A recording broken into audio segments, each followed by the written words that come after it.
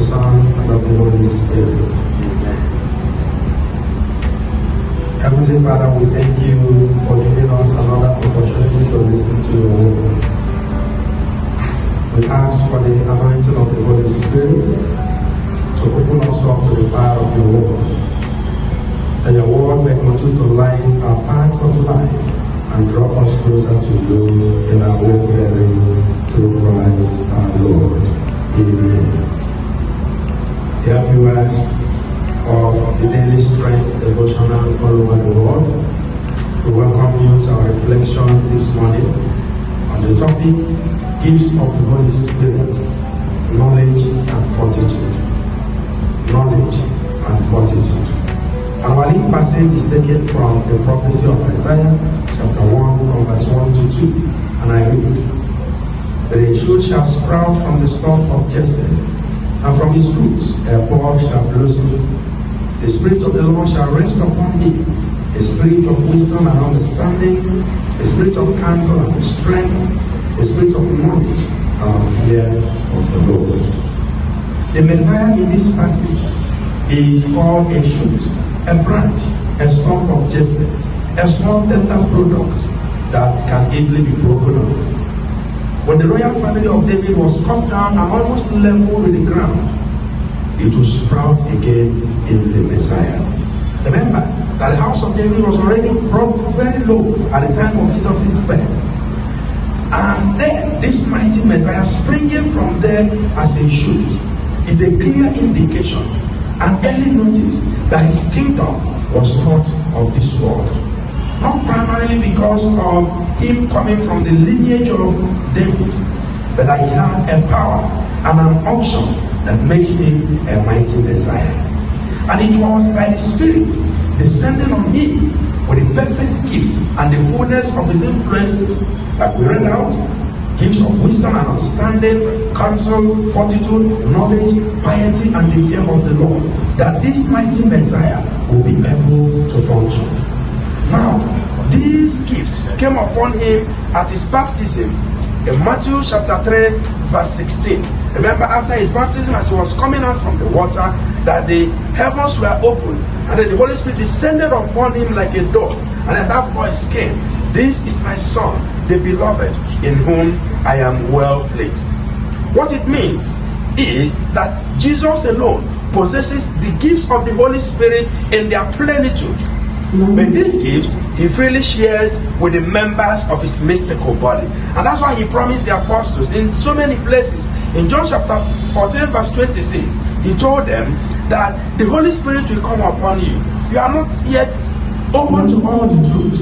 But when the Holy Spirit comes, he will lead you to the complete truth. He will teach you. He will reveal a lot of things that you have not yet known at the moment. We pray that Jesus pours afresh on us these gifts of the Holy Spirit in order to renew and revigorate us in our wayfaring, in our journey of life, in our faith as Christians. Today especially, we want to pray for the gifts of knowledge and fortitude. The gift of knowledge is the gift of the Holy Spirit that gives us the certainty that all things are ordered to God in Christ. In simple terms, the gift of knowledge allows us to see the circumstances of our lives the way that God sees them. Helps us to determine and understand God's purpose for our lives and be able to live them accordingly. When St. Paul in 2 Corinthians chapter 12 verse 9 prayed that the scourge he was having, the scourge of ailment, be taken away from him, it was this gift of the Holy Spirit that helped him to understand the ministration that came to him as, "My grace is sufficient for you."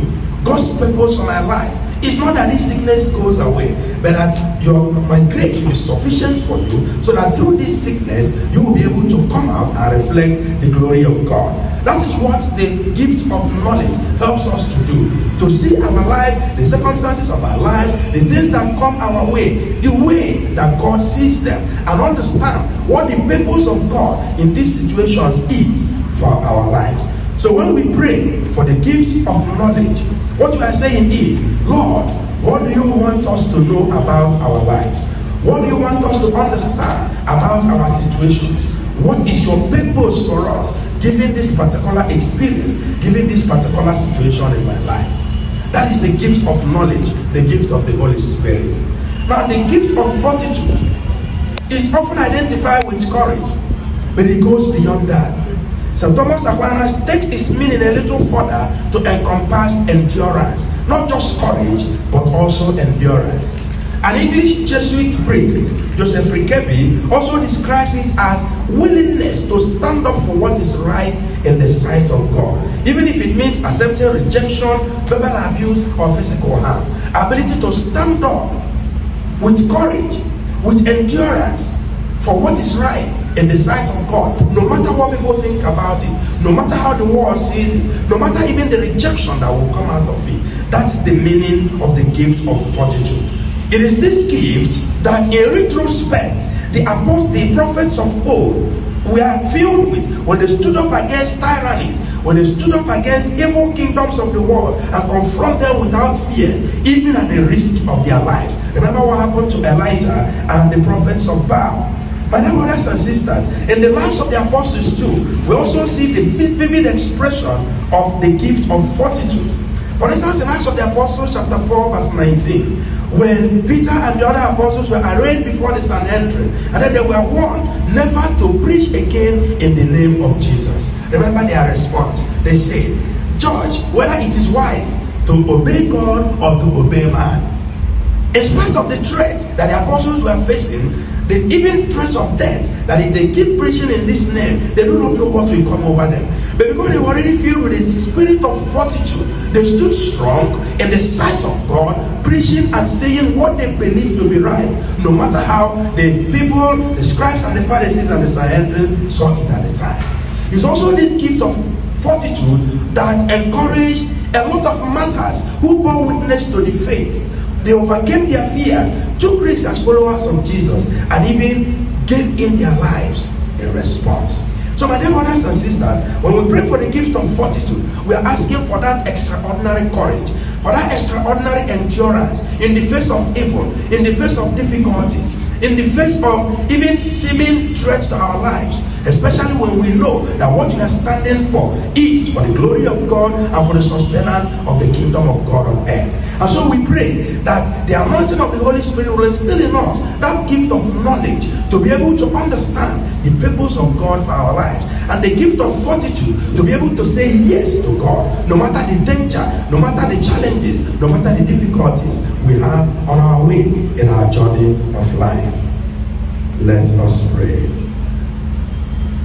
Holy Ghost come, Holy Ghost come, Holy Spirit of God come, Holy Spirit of God come, Holy Ghost come, Holy Ghost come, Holy Spirit of God come, Holy Spirit of God come. Heavenly Father, we pray for the anointing of your Holy Spirit.